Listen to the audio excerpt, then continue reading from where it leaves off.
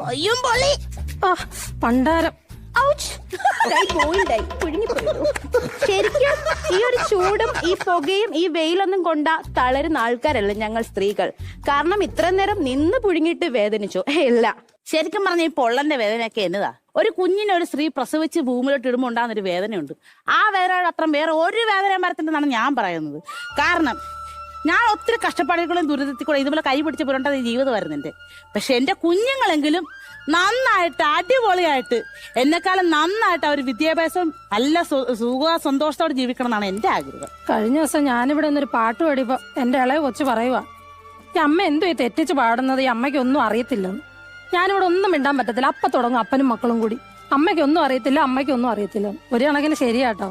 ഞാനും എൻ്റെ അമ്മയോട് പണ്ട് പറയാമായിരുന്നു അമ്മയ്ക്കൊന്നും അറിയത്തില്ലെന്ന്. ഒരമ്മയായപ്പോഴേ എനിക്ക് മനസ്സിലായത് അമ്മയ്ക്ക് എല്ലാം അറിയാം. അമ്മ നമ്മളെ ഒന്നും അറിയിക്കാതെ വളർത്തിയതാ.